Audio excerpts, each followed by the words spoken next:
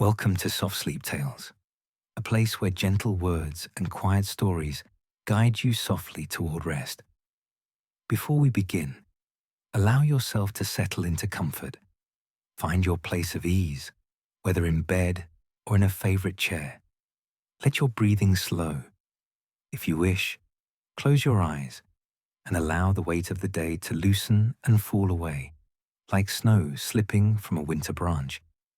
Tonight, we travel together to a winter evening in a quiet Yorkshire village. The year is 1887. Cold presses softly against leaded windows, and the last light fades from the fields beyond the village green, drawing the world inward toward hearth and lamp, toward rooms built for warmth and waiting. There is no need to hurry here. No need to solve or decide anything at all. Simply rest and listen as I tell you of Dorothea Crane and the small stone library that held her mother's books, and of an evening when something long lost found its way gently home. Let my voice be your companion now. Breathe slowly and let us begin. The Crane Memorial Library stood at the eastern edge of the green, a cottage of Yorkshire stone with a slate roof and windows that caught the last of the daylight like pools of amber. It had been Dorothea's childhood home, and when her mother passed 7 years before, Dorothea had transformed it into exactly what her mother had always wished it might be: a place where the village could borrow books, a lending library open 3 afternoons and 2 evenings each week, modest and particular and loved. The collection was not large, perhaps 800 volumes in all, but each had been chosen with care, and the shelves that lined the walls were oak, sturdy and dark with age, and the rooms smelled perpetually of paper and lamp oil and the faint sweetness of the beeswax Dorothea used on the reading table each month. This particular evening, the 6th of January, Dorothea moved through her closing routine with the practiced ease of someone who finds comfort in repetition. The fire in the grate had burned low, and she knelt before it now, adding coals with the brass scuttle, arranging them with the poker until small flames began to lick upward, casting wavering shadows across the spines of books. The warmth spread outward in a gentle tide, and she remained there a moment longer than necessary, watching the coals glow red and orange, feeling the heat on her face and hands. Outside, the winter cold pressed against the walls, but here, within, all was tended and secure. She rose and moved to the windows, drawing the heavy curtains across the glass, shutting out the gathering darkness and the frost that had begun to etch delicate patterns on the panes. Each window required this care, the large one overlooking the green, the 2 smaller ones facing the lane, the narrow one beside the door. The curtains were deep green wool, lined with cotton, and as she pulled them closed, she felt the draft diminish, felt the room gather itself more closely around the fire and the soft light of the oil lamp on the reading table. There was something deeply satisfying in this act of closure, this marking of the boundary between the world outside and the sanctuary within. The reading table stood in the center of the room, a broad surface of polished oak where patrons could sit and examine books before borrowing them. 3 volumes lay there now, returned earlier in the afternoon: a novel by Mrs. Gaskell, a volume of sermons, and a collection of essays on natural history. Dorothea gathered them gently, cradling them in her arms, and moved to the shelves, finding each book's proper place with the ease of long familiarity. Fiction here, theology there, natural philosophy on the shelf beside the window. Her fingers trailed along the spines as she worked, a kind of greeting, a small acknowledgement of each volume's presence. The lending ledger lay open on the smaller desk near the fire, and Dorothea paused there to make her final entries for the day. The ledger was large and bound in brown leather, its pages ruled in blue ink, and it contained the record of every loan since the library had opened: the date, the borrower's name, the title, the date of return. Dorothea's handwriting filled the recent pages, neat and slanting slightly to the right, but the earlier pages, those from the first year, were in her mother's hand, more rounded, more generous with space. Sometimes, turning those pages, Dorothea felt her mother's presence so strongly it was as though she had merely stepped into the next room and might return at any moment with tea and some small observation about the weather or the books. She recorded the 3 returns, blotted the ink carefully, and closed the ledger. The lamp on the desk needed trimming, and she attended to it now, lifting the glass chimney, adjusting the wick, wiping away the small smudge of soot with a cloth kept for that purpose.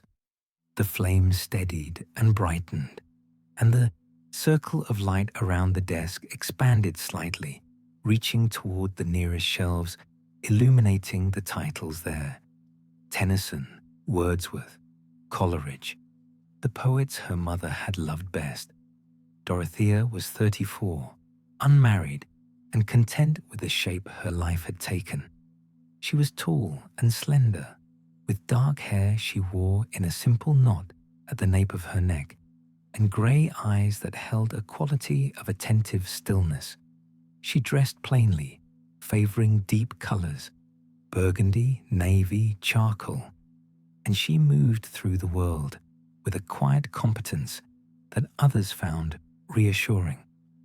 The library was her vocation and her companionship, and she required little else. Her small living quarters in the back of the cottage, her morning walks across the fields when weather permitted, her weekly visits from Frederick Blackwell the bookbinder, her occasional conversations with the villagers who came to borrow books and sometimes stayed to talk beside the fire. The evening had drawn fully in now, and, beyond the curtained windows, the village would be settling into its own routines. Lamps lit in cottage windows, fires tended, suppers prepared, children called in from the cold. Dorothea felt the stillness of the hour, the sense of the world pausing between the labour of day and the rest of night. She moved to the small alcove where she kept the tea things: a kettle, a brown teapot, a tin of tea leaves, 2 cups and saucers, and she filled the kettle from the pitcher of water she had brought in earlier, setting it on the trivet at the edge of the fire to heat. The kettle was iron, old and blackened, and it began to tick softly as the water warmed. A small domestic sound that joined the crackle of the coals and the faint creak of the cottage settling around her. While the water heated, she returned to the desk and began to prepare the library for tomorrow's opening. She straightened the blotter, arranged the pens in their holder, checked that there was sufficient ink in the bottle. She retrieved the duster from its hook and moved along the shelves, whisking away the fine particles that accumulated despite the care she took.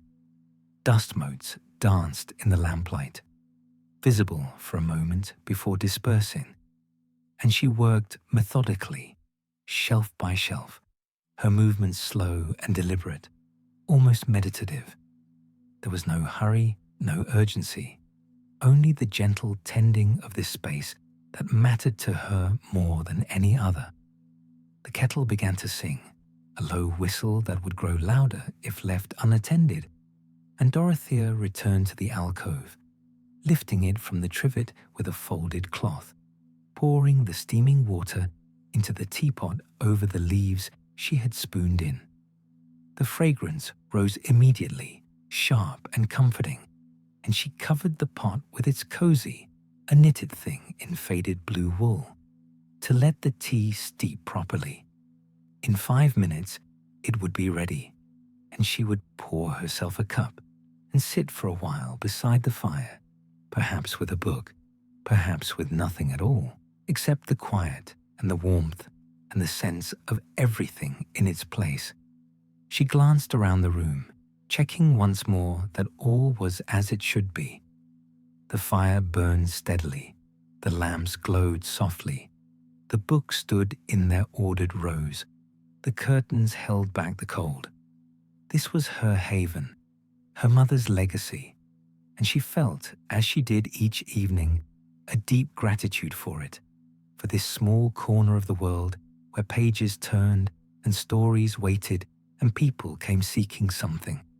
Distraction, knowledge, comfort, companionship, and found it, or found some measure of it, enough to carry them through. Let yourself breathe with her now, slowly and deeply, feeling the warmth of the fire and the safety of these walls, knowing that here, in this gentle place, nothing is required of you except rest. The tea had steeped long enough, and Dorothea poured it carefully into one of the cups, the liquid dark and steaming, releasing its warmth into the cool air of the alcove. She added no milk, no sugar, preferring the tea plain, and she carried the cup to the armchair positioned near the fire, a sturdy piece upholstered in worn green velvet that had been her father's favorite seat when he was living. She settled into it now, the cushions receiving her weight with familiar ease, and wrapped both hands around the cup, letting the heat seep into her palms. Outside, the wind had risen slightly, and she could hear it moving through the bare branches of the elm tree that stood beside the cottage, a sound like water rushing over stones, distant and soothing.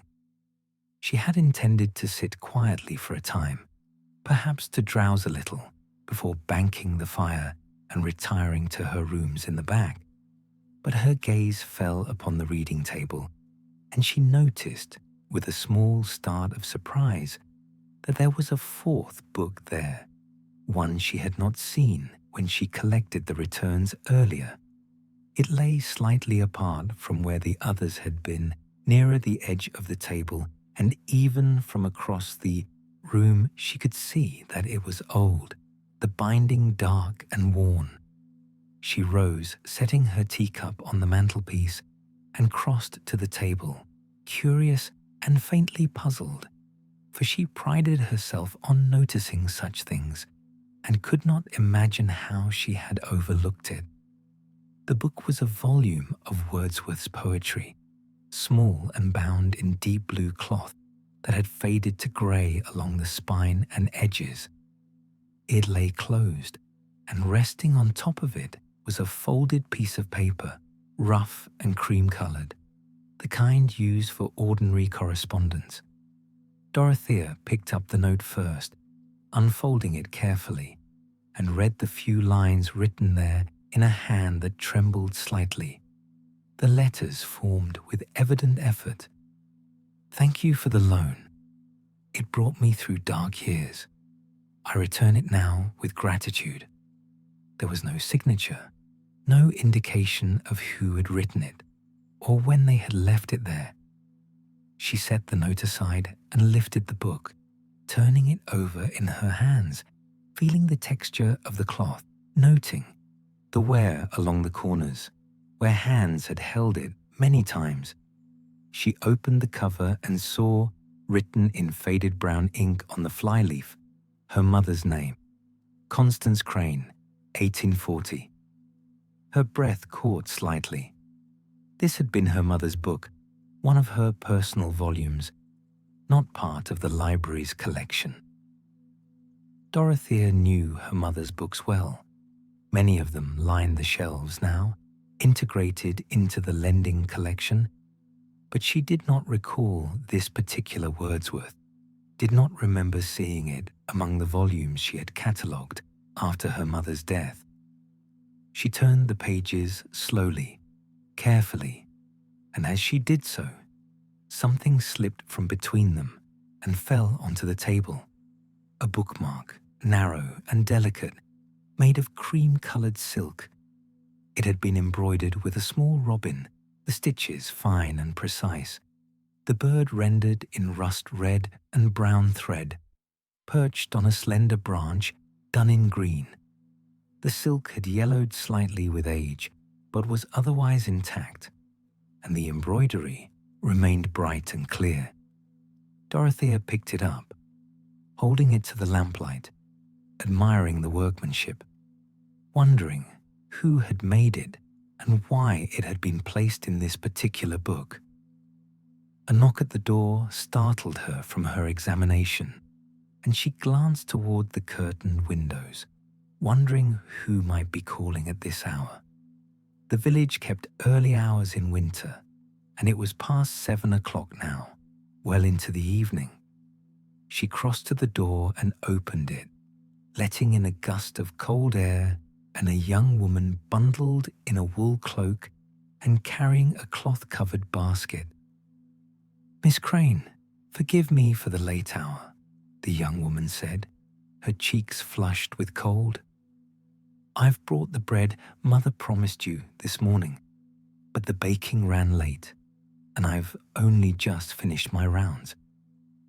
It was Patience Hartley, the baker's daughter, a girl of perhaps 20 with fair hair and a quick smile.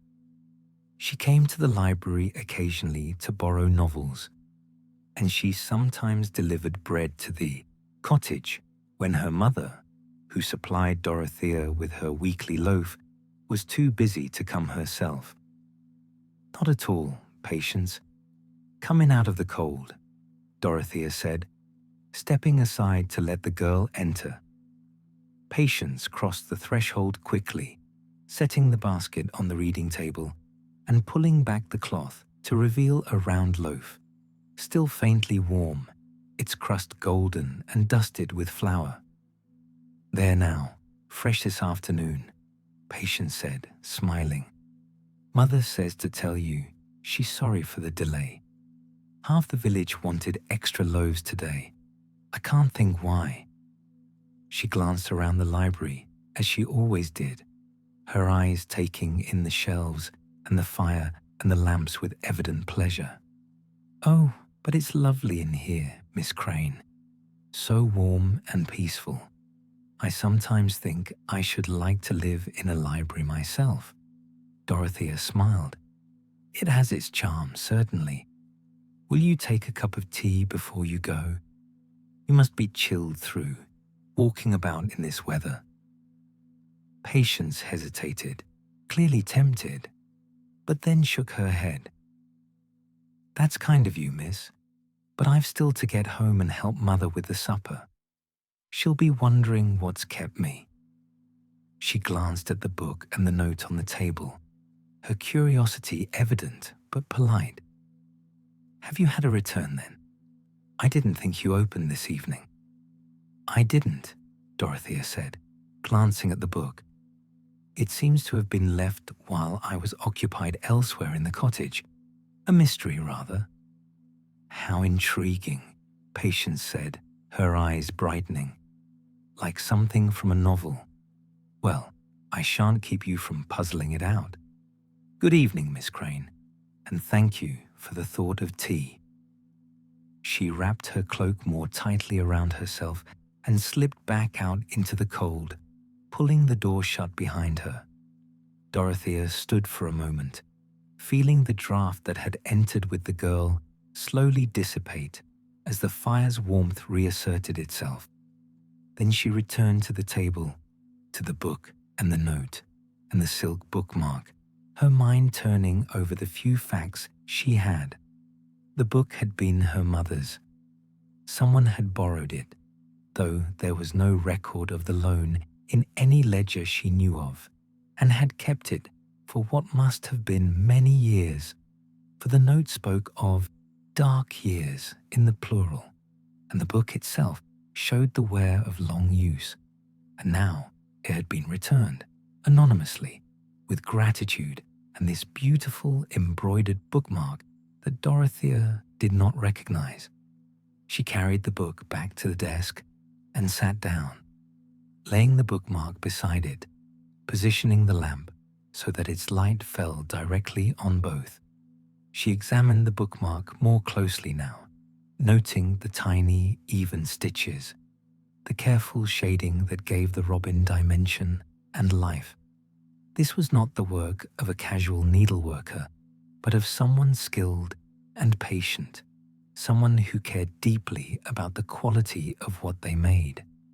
The silk itself was fine, likely expensive when it was new, and the embroidery thread was of equally good quality.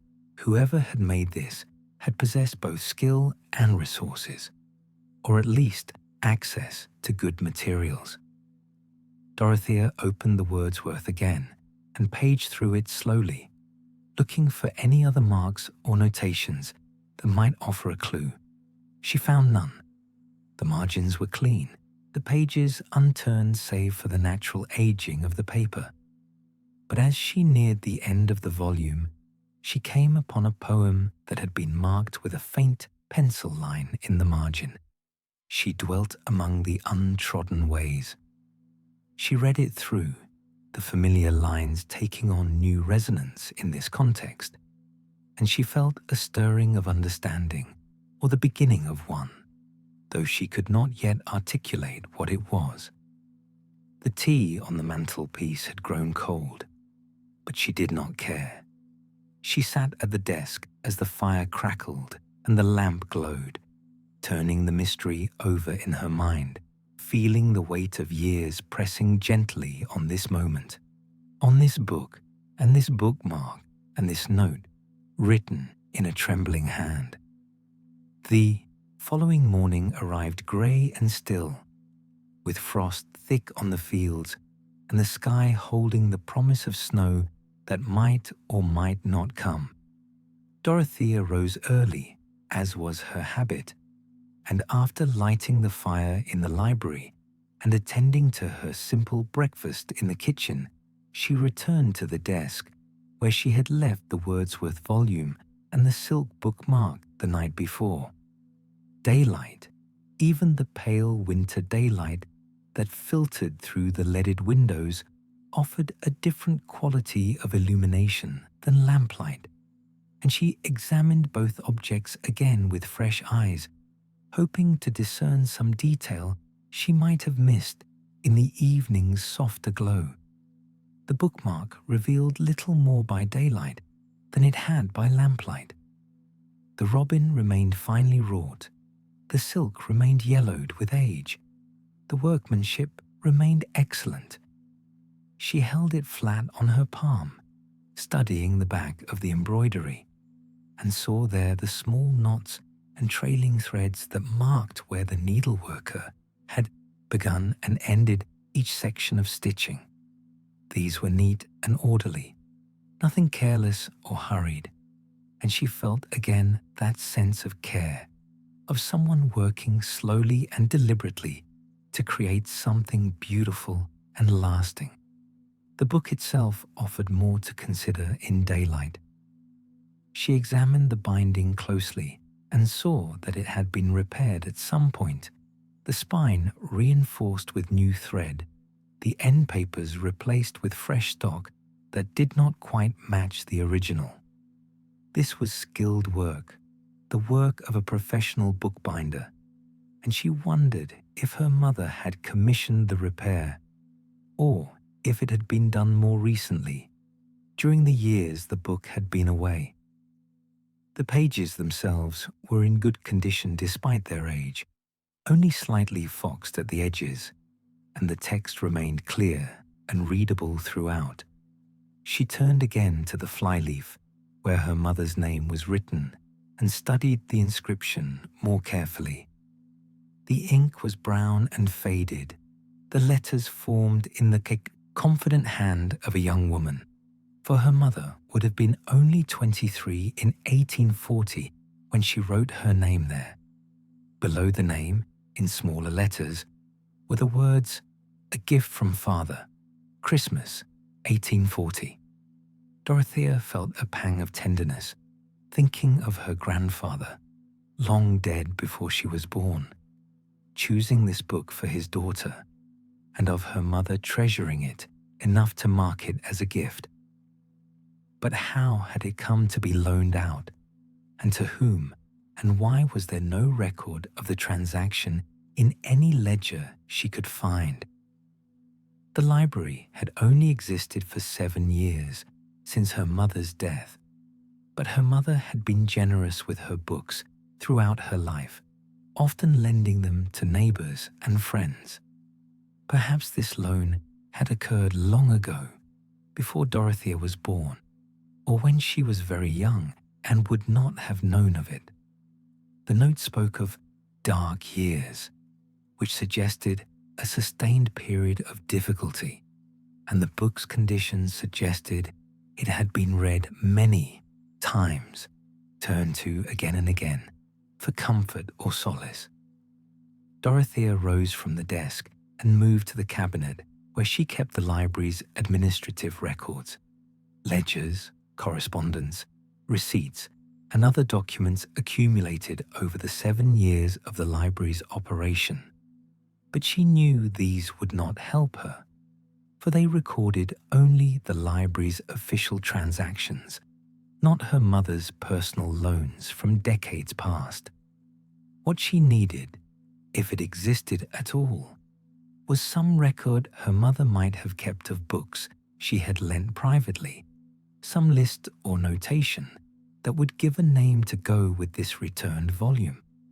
She spent the morning searching, opening drawers and boxes, paging through old notebooks and journals, looking for anything that might illuminate the mystery. Her mother had been a keeper of records, a writer of lists, and Dorothea found many such documents: grocery lists, garden plans, recipes, household accounts, observations on the weather and the seasons. But she found no lending records, no list of books loaned to neighbors, nothing that mentioned this Wordsworth or any borrower who might have kept it for years. At midday, she paused to eat a simple meal of bread and cheese, and while she ate, she found herself thinking about the poem that had been marked in the margins. She dwelt among the untrodden ways. It was a poem about a woman named Lucy who lived and died in obscurity, known to few, mourned by fewer, yet precious beyond measure to the one who loved her. The poem was tender and elegiac, suffused with a quiet grief that felt, to Dorothea, deeply personal. Had the borrower marked this poem because it spoke to their own experience? Had they too lost someone precious, someone who dwelt among untrodden ways? The afternoon brought the first few flakes of snow, small and dry, drifting past the windows without urgency. Dorothea returned to her search, but by 3 o'clock, when she needed to open the library for its afternoon hours, she had found nothing. She set aside the Wordsworth and the bookmark and the note, placing them in the desk drawer for safekeeping, and prepared to receive patrons. 2 came that afternoon: a farmer's wife borrowing a novel, and a schoolboy returning a book on Roman history. Dorothea attended to them with her usual care, but her mind remained partly elsewhere, turning over the mystery, searching for the thread that would lead her to understanding. After they left, she locked the door and returned to the desk. She sat there as the early winter darkness began to gather outside, and she found herself thinking, not about records or ledgers, but about her mother, about the kind of woman she had been, the kind of friend. Her mother had been known throughout the village for her kindness, her willingness to help, her ability to listen without judgment.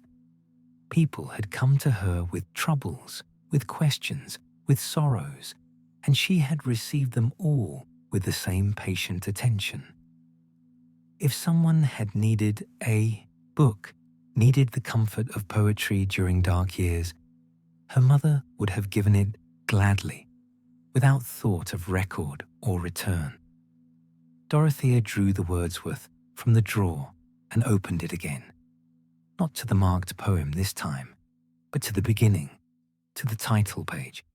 And there, in the margin, so faint she had missed it before, she saw a penciled notation in her mother's hand. M.H., November 1847. Just that, 2 initials and a date, almost invisible, easily overlooked. But now that she saw it, she felt a surge of recognition, the first real clue to solving the mystery. M.H. Someone with those initials had borrowed this book in November of 1847, nearly 40 years ago. Dorothea sat back in her chair, her mind ranging over the families she knew in the village, trying to think who might carry those initials, who might have borrowed a book of poetry 40 years ago and kept it through dark years and returned it now with gratitude and a silk bookmark embroidered with a robin. The answer did not come immediately, but she felt it hovering just beyond reach, and she knew that if she remained patient, if she let her mind work quietly at the question, it would come to her in time. The following evening, precisely at 7 o'clock, Frederick Blackwell arrived for his weekly visit, as he had done every Tuesday since the library opened. He was a man of perhaps 70, tall and spare, with a full head of white hair and hands that remained steady and capable despite his years. He had been a bookbinder all his life, apprenticed to his father as a boy, and he had plied his trade in York for 50 years before retiring to this village to live with his widowed sister. But retirement had not suited him, and when Dorothea mentioned, shortly after opening the library, that some of the volumes needed repair, he had offered his services gladly and had been coming ever since to mend torn pages, reattach loose bindings, and generally tend to the collection with the same care Dorothea herself brought to its maintenance. He entered stamping snow from his boots, for the flurries of the previous afternoon had continued through the night and into the day, laying down a thin white covering over the village and the fields beyond. "Good evening, Miss Crane," he said, unwinding the long wool scarf from his neck. "A proper winter evening at last.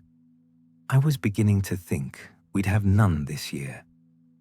"Good evening, Mr. Blackwell," Dorothea replied, smiling. "The fire is burning well, and I've just made tea. Will you take a cup before you begin your work?" "Gladly," he said, removing his coat and hanging it on the hook beside the door. He was dressed, as always, in dark trousers and a waistcoat over a white shirt, with a watch chain looping across his middle, and he moved with the deliberate care of someone who understood the value of patience and precision.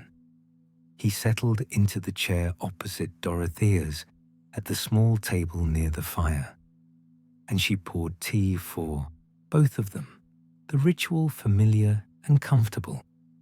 For a few minutes they spoke of ordinary things, the weather, the state of the roads, news from the village. Frederick mentioned that his sister had taken a chill and was keeping to her bed, though nothing serious, just the seasonal complaint that afflicted so many in winter.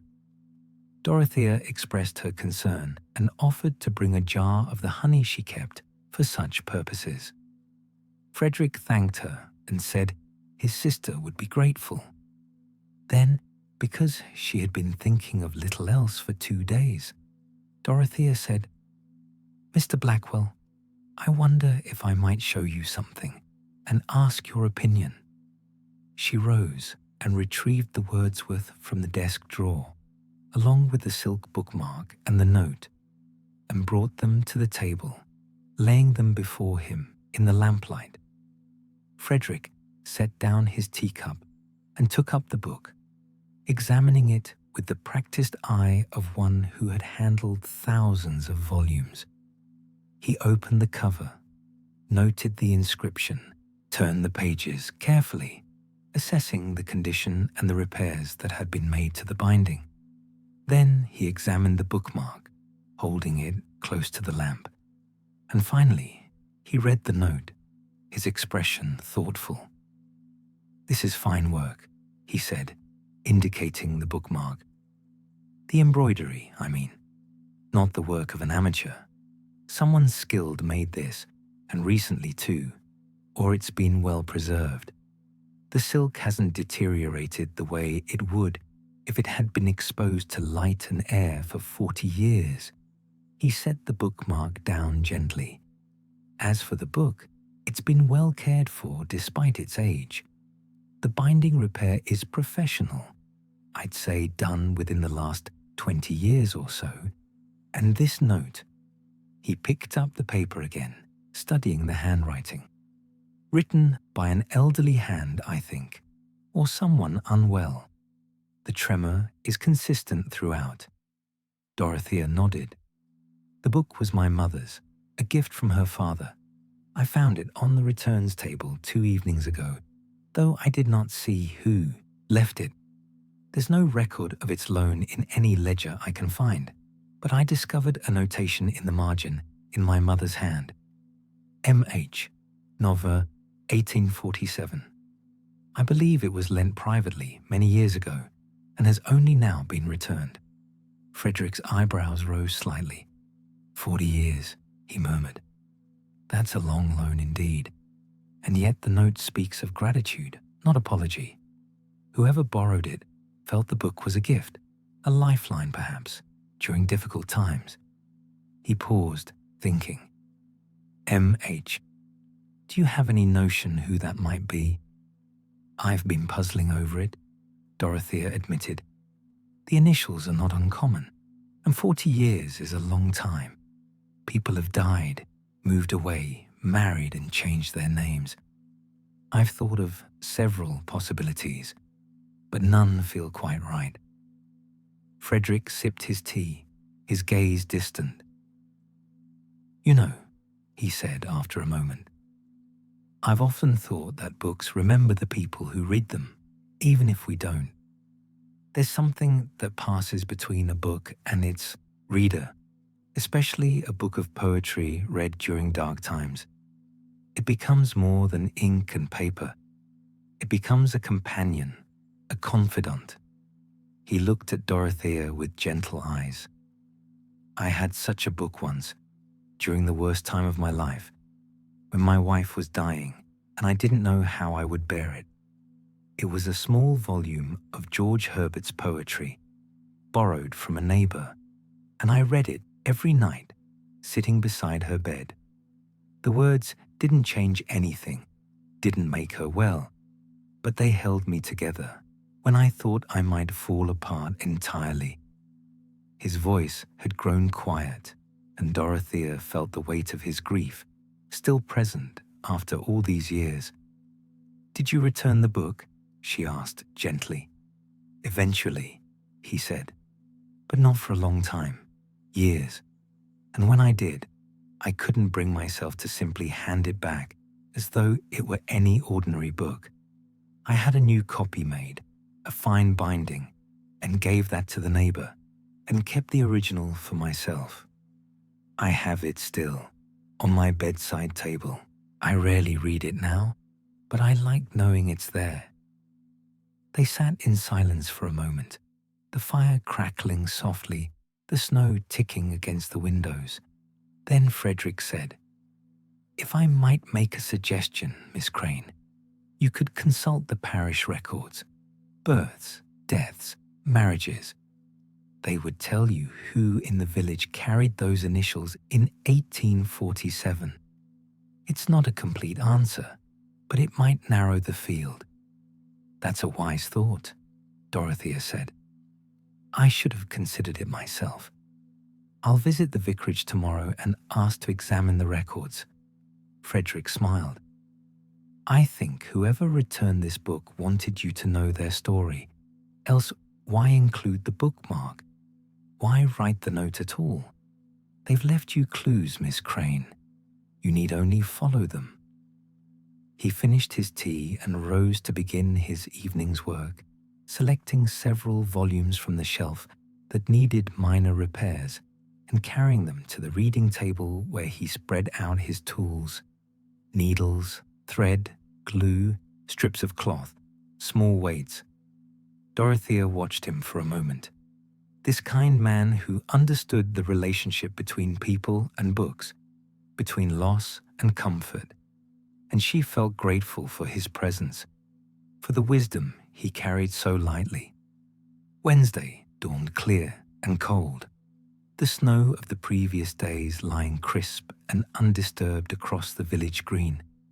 Dorothea rose early and completed her morning tasks quickly, for she was eager to visit the vicarage and examine the parish records as Frederick had suggested.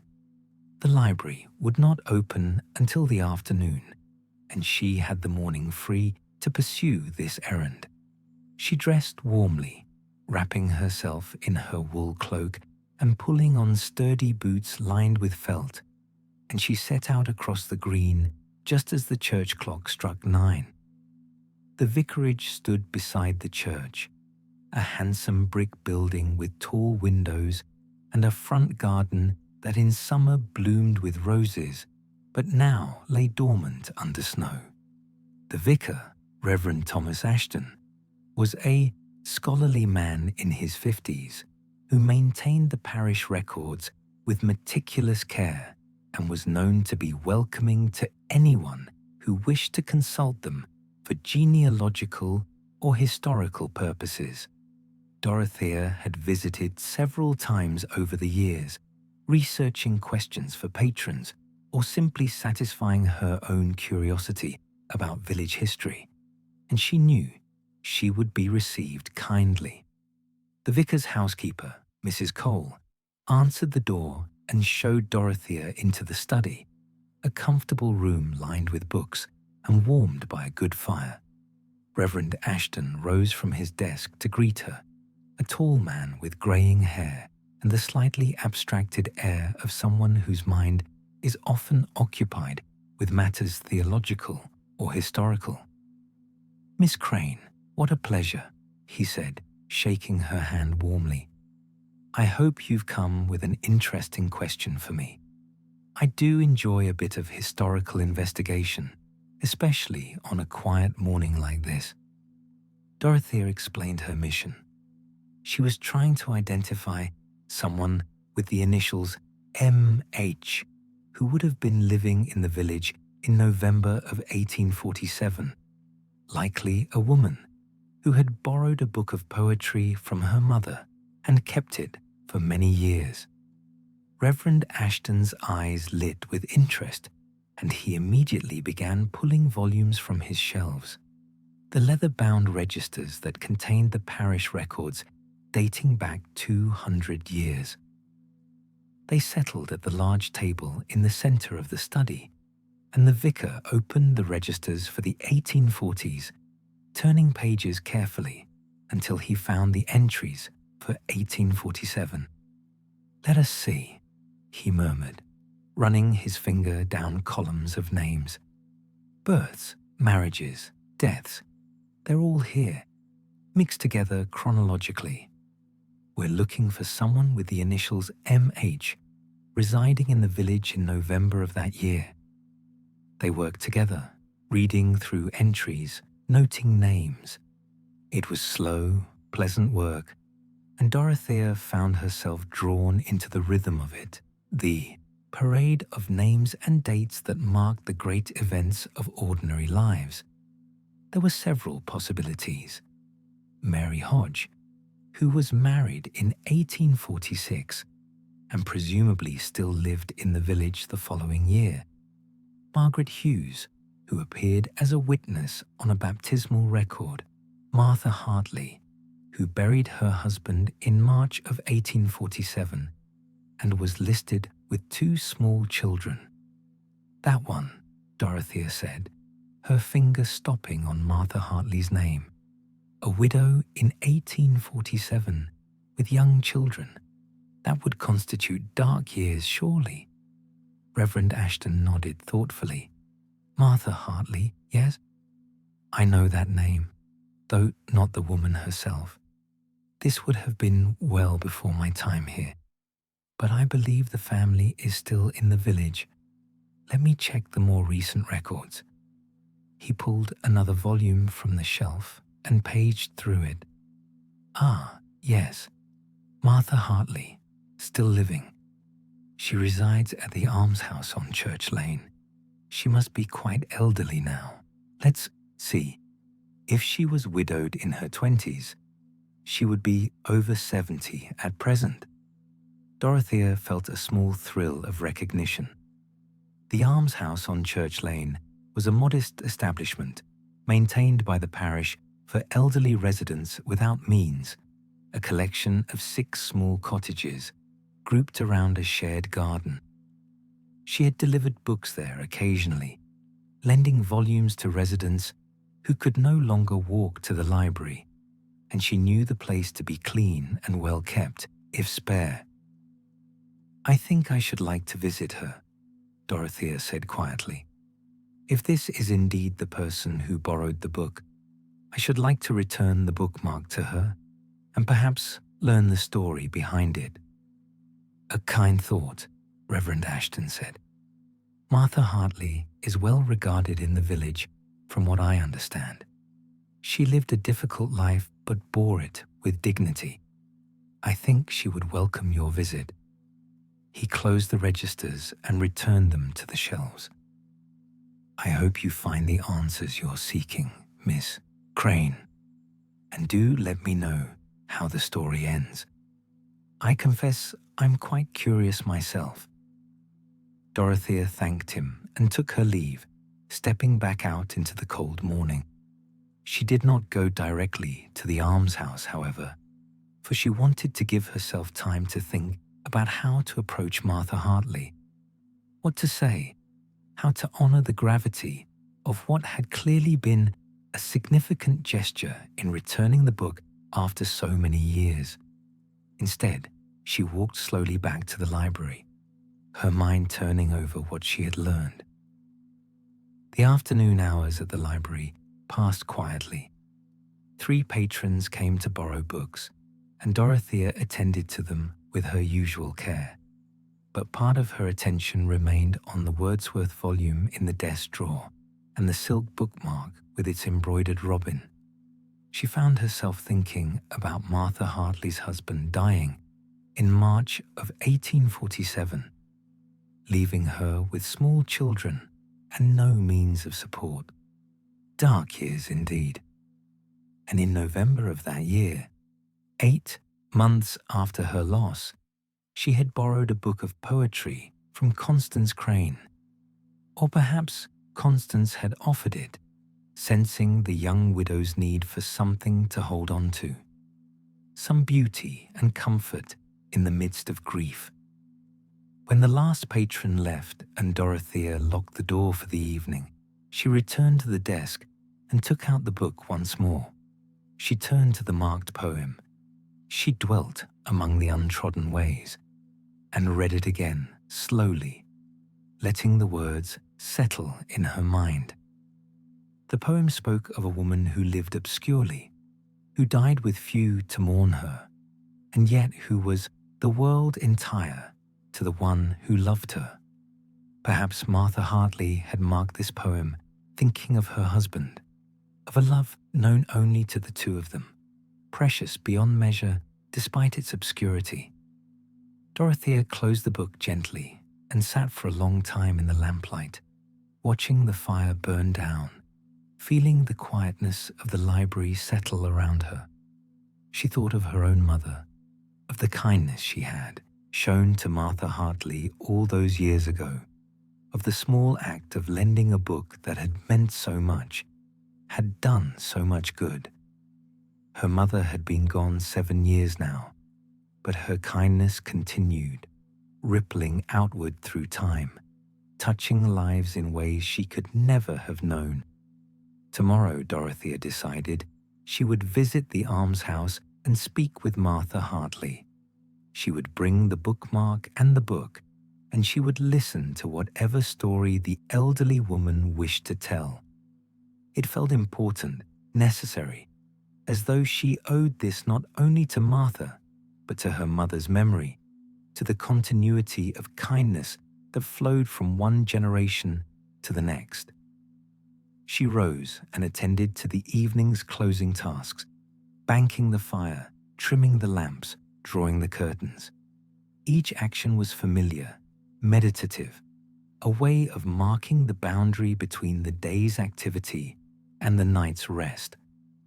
Outside, the village had grown dark and still, and above, through the window beside the door, where the curtain had not been fully drawn, she could see stars beginning to appear in the clear winter sky, cold and distant and beautiful.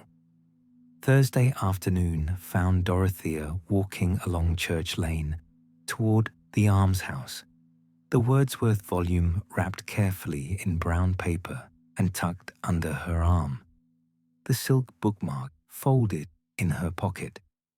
The day was still and bright, the sun reflecting off the snow with a brilliance that made her squint, and her breath formed small clouds in the cold air. She had spent the morning rehearsing what she might say to Martha Hartley, but now that she was actually approaching the almshouse, the careful phrases she had prepared seemed inadequate, too formal, too distant from the human truth of what she was attempting. The almshouse consisted of 6 small cottages built of stone, each with a single room downstairs and a sleeping loft above, arranged in a U-shape around a central garden that in summer would be planted with vegetables and flowers, but now lay dormant under snow. A narrow path had been cleared between the cottages, and Dorothea followed it to the door of the 3rd cottage on the left, which the parish clerk had identified as Martha Hartley's residence. She knocked gently and waited, hearing movement within, the slow shuffle of footsteps. The door opened to reveal a small elderly woman with white hair pulled back in a simple bun and bright blue eyes that held both sharpness and warmth. She wore a dark dress covered by a clean apron, and she leaned slightly on a walking stick, though her posture remained upright and dignified. She regarded Dorothea with curiosity, but without apprehension. "Mrs. Hartley," Dorothea said, "my name is Dorothea Crane. I wonder if I might speak with you for a few moments. It concerns a book that belonged to my mother." Recognition flickered in the old woman's eyes, followed by something that might have been relief or resignation, or perhaps a mingling of both. "Miss Crane," she said, her voice soft but clear. "Yes, I thought you might come. Please do come in out of the cold." She stepped back, and Dorothea entered the cottage, finding herself in a small spare room that was nevertheless clean and well kept. A fire burned in the grate, and there was a narrow bed against one wall, a table and 2 chairs near the fire, a shelf holding a few dishes and a teapot. Everything spoke of modest means, but careful maintenance, of dignity preserved in reduced circumstances. "Please sit," Martha said, indicating one of the chairs by the fire. "I'll make tea if you'll permit me a moment." "Let me help you," Dorothea said, but Martha shook her head gently. "I can manage well enough, thank you. My hands aren't what they were, but they serve still." She moved slowly to the shelf, retrieving the teapot and 2 cups. and Dorothea sat as instructed, unwrapping the book from its paper and holding it on her lap. Martha filled the teapot from a kettle that hung at the edge of the fire, already warm, and brought it to the table along with the cups. Her movements were deliberate and careful, and Dorothea understood that this small ritual of hospitality mattered to her, was a way of maintaining her sense of self-sufficiency and purpose. When the tea was poured and they were both seated, Martha looked at the book in Dorothea's hands and smiled, a smile of such tenderness that Dorothea felt her throat tighten. "Your mother's Wordsworth," Martha said softly. "I've had it nearly 40 years, you know. It seems impossible saying it aloud, but there it is. 40 years since she lent it to me, and all that time I've kept it, read it, drawn strength from it." She paused, her fingers wrapped around her teacup. "I should have returned it long ago. I always meant to. But somehow the years passed, and the book became part of my life, and I couldn't quite bring myself to let it go. The note you left said it brought you through dark years," Dorothea said gently. "I gather you borrowed it after your husband died." Martha nodded. "In November of 1847, yes. My husband Thomas had died that March, quite suddenly, and I was left with 2 small children and no means of support. We'd had nothing saved. He was a labourer, and we lived week to week, and I didn't know what was to become of us. I went to your mother in desperation, asking if she knew of any work I might do, any way I might earn enough to feed the children." She paused, her eyes distant with memory. "She was so kind. She found me washing and mending to do, enough to keep us fed, and she visited often, bringing little things, a loaf of bread, a jar of preserves, stockings for the children, and one day she brought the Wordsworth." "As a loan?" Dorothea asked. "As a gift, I thought, though she called it a loan. She said she thought I might find comfort in it, that poetry could be a companion when human companions failed or were absent." Martha smiled slightly.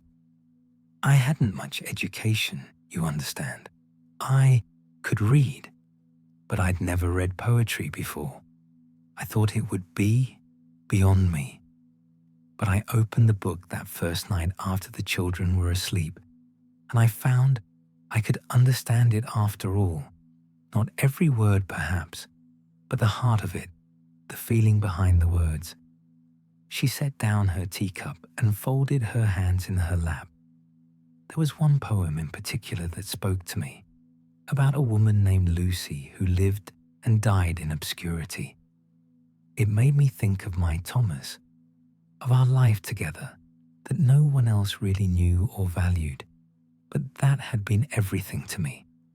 And it helped somehow knowing that someone else had felt that way, had loved someone who dwelt among untrodden ways, and had found words for it." Dorothea drew the silk bookmark from her pocket and laid it on the table between them. "You made this," she said. Not quite a question. Martha's eyes filled with tears, though she smiled through them.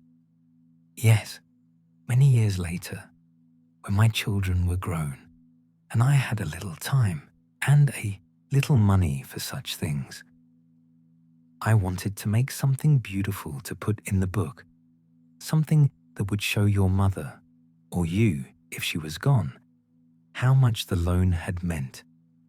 The robin was your mother's favorite bird. I remember her saying so once.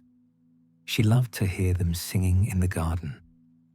They sat in silence for a moment, the fire crackling softly, the winter light slanting through the small window.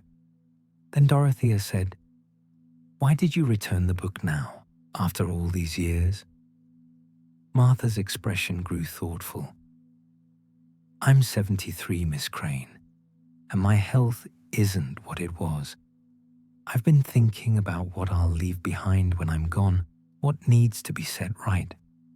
The book has been a treasure to me, but it was never truly mine. It belonged to your mother, and now to you, and I wanted to return it before it was too late, to thank you, or her through you, for the kindness shown to me in my darkest time. She paused. I couldn't quite bring myself to knock on your door, so I left it when I knew you'd be occupied elsewhere. I hope that wasn't too cowardly. Not cowardly at all, Dorothea said softly, and I'm glad you came to return it, even this way. But Mrs. Hartley, I wonder if you would permit me to return something to you. She held out the silk bookmark. This is your work, your gratitude made tangible. I think you should keep it, and perhaps, she hesitated, then continued, perhaps you should keep the book as well. My mother lent it to you when you needed it, and you've cared for it beautifully all these years. I believe she would want you to keep it now, to have it for whatever time remains. Martha's hands trembled slightly as she reached for the bookmark, but she shook her head about the book. That's generous of you, Miss Crane, more generous than I deserve. But I've made my peace with returning it. I've said my goodbyes to it, if you will. I should like you to keep it in the library, though, if you would. Let it be borrowed by others who need it. That seems right somehow. The comfort continuing, spreading outward. Dorothea felt something shift in her chest, a loosening of some tension she hadn't known she carried. I'll do that, she said. I'll put it in the collection, and when people borrow it, they'll be touching something that brought you comfort, that connected you to my mother. There's a kind of immortality in that, don't you think? A kind, Martha agreed and smiled. Dorothea stayed with Martha Hartley for another hour, talking quietly by the fire, learning more about the years that had passed since that difficult November in 1847. Martha spoke of raising her children alone, of the work she had done, washing, mending, helping at harvest time, to keep them fed and clothed. She spoke of small joys, her daughter's wedding, her son's apprenticeship to a carpenter, the grandchildren who visited when they could. She spoke too of losses. Her son had died young, of a fever, and one grandchild had been stillborn. But through it all, through decades of hardship and resilience, the Wordsworth volume had remained her companion. The poems, a steady presence she could turn to in times of trouble or loneliness. I used to read to my children from it, Martha said, though they didn't always understand. But they liked the sound of the words, the rhythm of them. My daughter still remembers me reading by the fire in the evenings, our one luxury, those poems that cost us nothing but gave us so much. When Dorothea finally rose to leave, Martha walked her to the door despite the cold, and they stood for a moment on the threshold, the winter afternoon drawing toward evening, the shadows lengthening across the snow. Thank you for coming, Miss Crane, Martha said, and thank you for understanding. It means more than I can say. Thank you for trusting me with your story, Dorothea replied. And please, if you ever need anything, or if you would like to borrow another book, you have only to send word. I would be happy to bring you whatever you might like to read. Martha smiled, her blue eyes bright. I might take you up on that, in the spring perhaps, when the days are longer. For now, I have my Bible and my memories, and they're enough to see me through the winter. Dorothea walked back to the library through the gathering dusk, the wrapped Wordsworth under her arm, her mind full of what she had learned.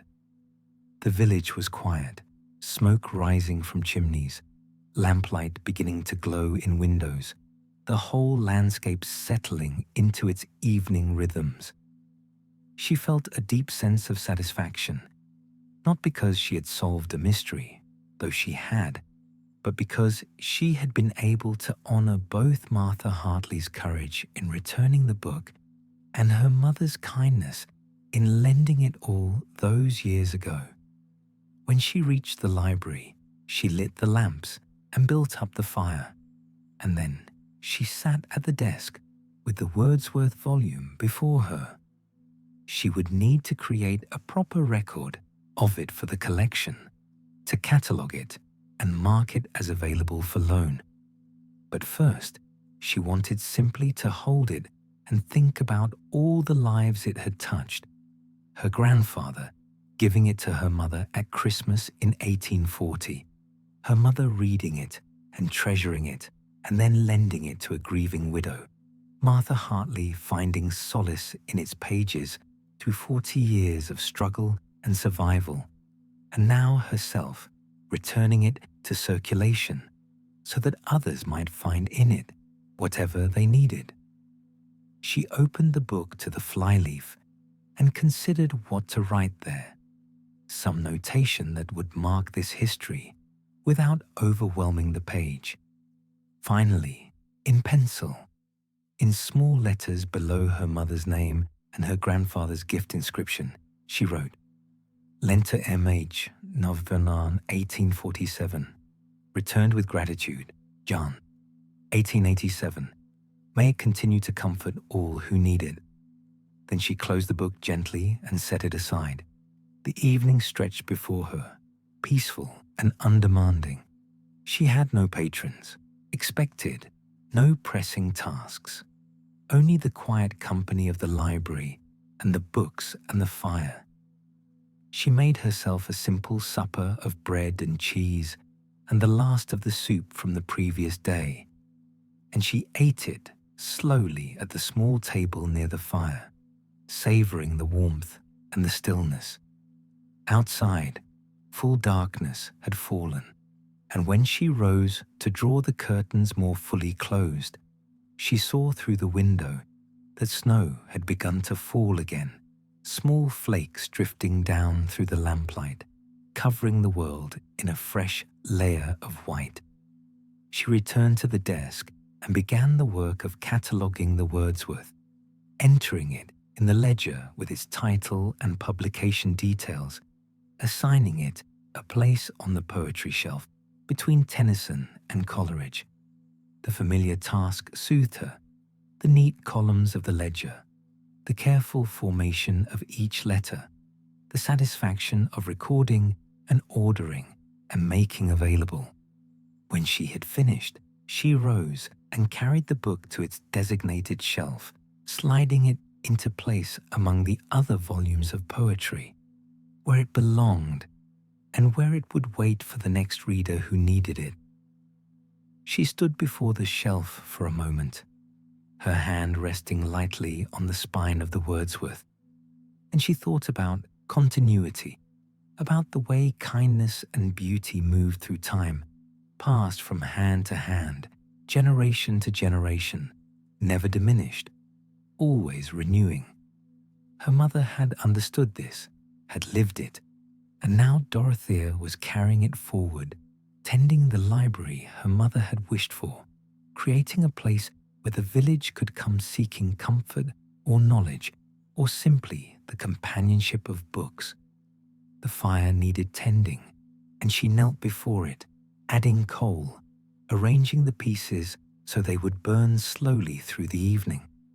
The warmth spread outward, and she remained there a moment longer than necessary, watching the flames, letting her mind grow quiet and still. There was nowhere she needed to be, nothing urgent requiring her attention, only this gentle present moment, and the soft crackling of the fire, and the knowledge that she had done something good, something that honored both the past and the future. The following week passed in the library's usual rhythms. Patrons coming and going, books borrowed and returned, the fire tended, the lamps lit, the slow accumulation of small tasks that together constituted the care of the collection.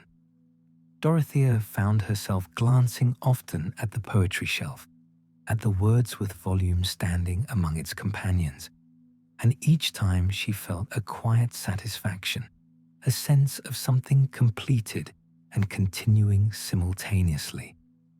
On the following Tuesday, Frederick Blackwell arrived for his weekly visit, and Dorothea told him the full story of Martha Hartley and the book's 40-year journey. He listened with close attention, asking occasional questions, and when she finished, he nodded slowly. "That's a good story, Miss Crane," he said. "The best kind, true and kind, an ending. Well, your mother would be pleased, I think, to know the book is back in circulation, ready to help others as it helped Mrs. Hartley." "I hope so," Dorothea said.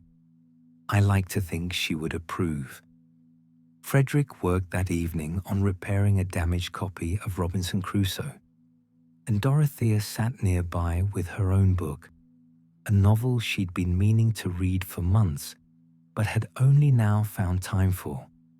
The evening was companionable and quiet, and when Frederick finally packed up his tools and prepared to leave, he paused at the door and said, "You know, Miss Crane, I've been thinking about what you said last week, about books remembering the people who read them. I think libraries remember too. All the care you put into this place, all the thought and kindness, it's here in the walls, in the shelves, in every book you've catalogued and every fire you've lit. People feel it when they come here. It's why they keep coming back." Dorothea felt a warmth that had nothing to do with the fire. "Thank you, Mr. Blackwell. That's very kind of you to say." "Only the truth," he replied, and smiled, and went out into the cold evening. After he left, Dorothea remained sitting by the fire, thinking about what he had said, about libraries remembering. She thought about her mother creating this place in imagination, wishing for it, and about herself making that wish tangible, real, ongoing. She thought about all the people who had passed through this room in 7 years, borrowing books, returning them, sometimes staying to talk, sometimes simply nodding and leaving. Each of them had left something here, a trace, a memory, a small addition to the atmosphere of care and welcome that Frederick had noticed. The Wordsworth volume was part of that now too, carrying not just its poems, but his history, the story of Martha Hartley and Constance Crane, and the kindness that had passed between them. Dorothea rose and went to the poetry shelf, drawing out the book, and she carried it back to the firelight and opened it to "She Dwelt Among the Untrodden Ways," the poem Martha had marked, and she read it through slowly, hearing in it now not just Lucy's obscure life and death, but all the obscure lives that nevertheless mattered infinitely to someone, all the untrodden ways that were nonetheless precious paths. She closed the book and held it against her chest for a moment, a gesture of acknowledgement and gratitude, and then she returned it to its place on the shelf. Tomorrow someone might borrow it, or next week, or next month, or it might sit quietly for a year before someone chose it. It didn't matter. It was here, available, waiting, part of the collection that was itself a kind of promise, that beauty and comfort were possible, that words could sustain, that kindness continued through time. The fire had burned low, and she attended to it, banking it for the night, and then she moved through the library's closing routine, trimming the lamps, checking the door, drawing, the curtains fully closed. Each action was familiar, comforting in its repetition, and she performed them slowly, mindfully, aware that these small rituals were themselves a kind of tending, a way of honoring the space and its purpose. When everything was secure, she stood for a moment in the center of the room, in the dimmed lamplight, and she let herself feel the full weight of gratitude for this place, this work, this life she had made. It was not a large life, measured by the world's standards, but it was hers, and it was good, and it was enough. January gave way to February, and the deep cold of midwinter settled over the village, bringing with it the particular quality of stillness that comes when the world seems to pause and wait for spring.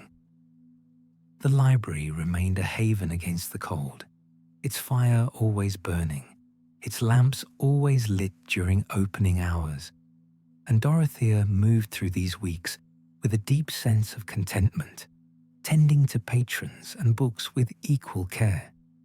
The Wordsworth volume was borrowed 3 times in February, first by a young woman recently married who returned it a week later, saying the poems had helped her feel less lonely in her new home. Then by an elderly farmer who had once read Wordsworth as a boy and wanted to revisit the poems of his youth. And finally by a school teacher who borrowed it to read to his students, thinking they might appreciate the simplicity and beauty of the language. Each time the book was returned, Dorothea held it for a moment before reshelving it, feeling its weight, thinking about the continuity it represented. The book was doing its work, just as her mother had intended, just as Martha Hartley had hoped. It was spreading comfort outward, touching lives in small but meaningful ways. In late February, on a bright afternoon when the sun on the snow was almost blinding, Dorothea received an unexpected visitor. She was alone in the library, cataloguing a new shipment of books that had arrived from York, when the door opened and a young woman entered, followed by an elderly woman whom Dorothea recognized immediately as Martha Hartley. With them was a girl of perhaps 10, bundled in a wool coat and scarf, with Martha's bright blue eyes. "Mrs. Hartley," Dorothea said, rising from her desk with pleasure. "How lovely to see you. Please come in, all of you, and warm yourselves by the fire." Martha smiled, leaning on her walking stick. "Miss Crane, I hope we're not intruding. I wanted to introduce you to my granddaughter Mary and my great-granddaughter Lucy. They've heard me speak of you and the library, and they asked if they might see it for themselves." The young woman, Mary, stepped forward and shook Dorothea's hand. She had a kind, open face and was dressed neatly but modestly. "It's a pleasure to meet you, Miss Crane. Grandmother has told us about your mother's kindness and about the library. We thought we might borrow some books, if that's permitted." "Of course," Dorothea said, warmly. "You're most welcome. Please look around as much as you like." The little girl, Lucy, had already gravitated toward the shelves, her eyes wide with wonder. "So many books," she breathed. "I've never seen so many in one place." Martha moved slowly to the chair near the fire and sat down with evident relief, and Dorothea brought her a cup of tea from the pot she kept warm on the trivet. "This is very kind," Martha said, accepting the cup. "I wanted to come sooner, but the weather's been so severe. Today seemed like a gift, with the sun and the roads clear." They talked quietly while Mary and Lucy explored the shelves, the girl exclaiming softly over titles, asking her mother what this or that book was about. Eventually, Lucy came to the poetry section and paused, her finger trailing along the spines, and Dorothea saw her pause at the Wordsworth. "May I look at this one?" Lucy asked, glancing at Dorothea. "Of course," Dorothea said, and watched as the girl pulled the volume from the shelf and opened it carefully, her young face serious with concentration. Martha smiled. "She's named for the Lucy in the poems," she said softly to Dorothea. "My daughter Mary named her that, remembering me reading those poems when she was young. I was so pleased." Lucy brought the book to her great-grandmother and climbed into her lap, settling against her with the ease of long familiarity. "Will you read to me, Nana?" she asked.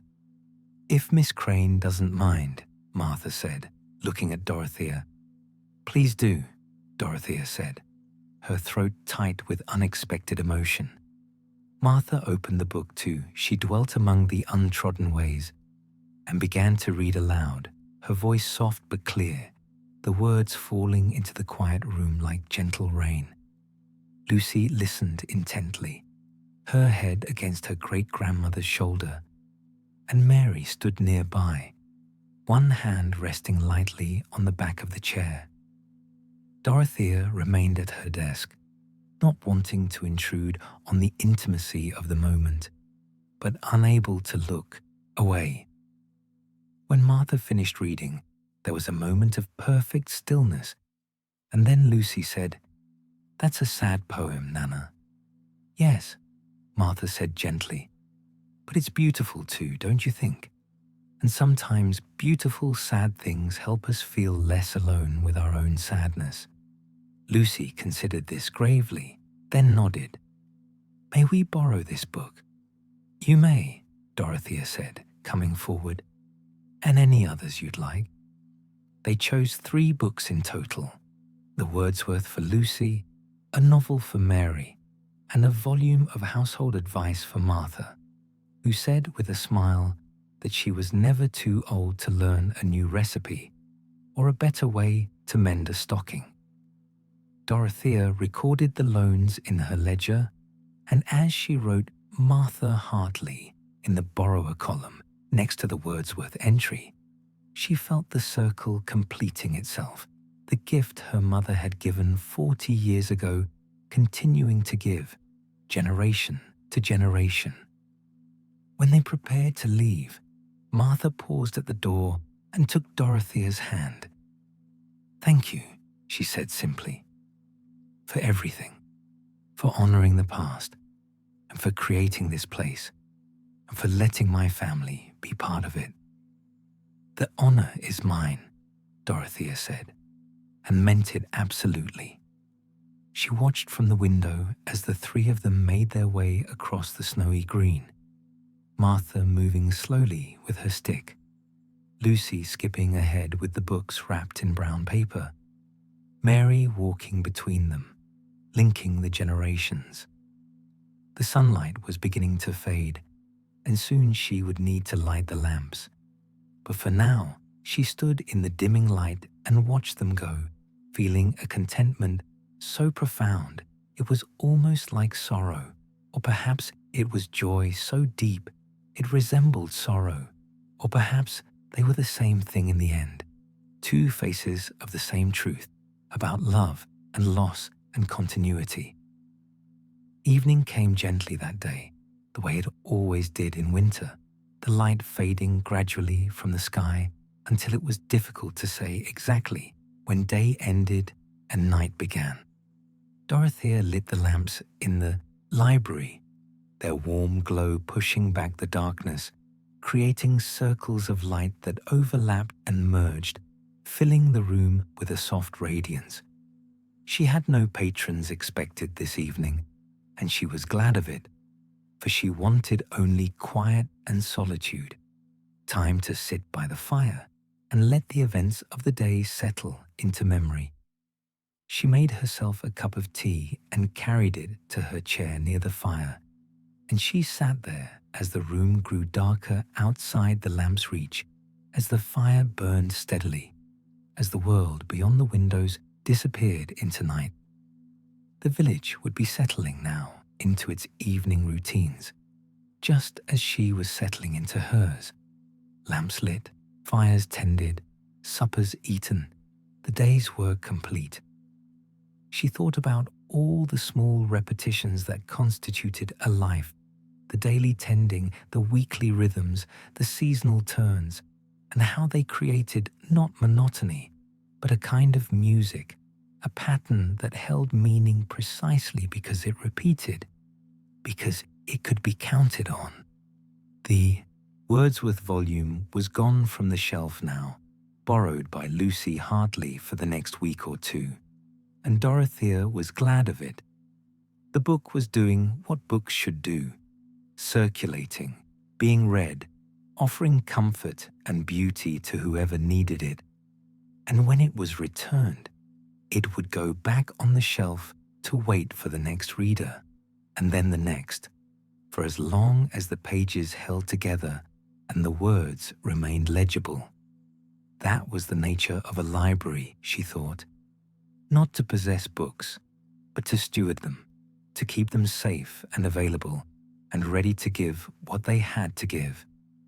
She finished her tea and set the cup aside, and she sat for a long time, simply watching the fire, letting her mind grow quiet and still. The day had been full, the visit from Martha and her family, the lending of the books, the sense of completion and continuity. But now it was done, finished, and she could rest. There was a deep satisfaction in this, in the work well done, in the kindness passed forward, in the small but real contribution she made to the well-being of her community. Outside, the night deepened, and inside, the fire burned down slowly, the coals glowing red and orange, the flames subsiding into embers. Dorothea remained in her chair, unhurried, at peace. Eventually, she would rise and bank the fire and trim the lamps and make her way to her rooms in the back of the cottage. Eventually, she would sleep, and tomorrow would come with its own tasks and rhythms. But for now, this moment was enough. The warmth, the quiet, the sense of everything in its proper place. The library is quiet now. Dorothea has banked the fire and trimmed the lamps and made her way to her rooms. The books stand in their ordered rows, waiting for tomorrow. The village sleeps around the library, the whole world settling into night.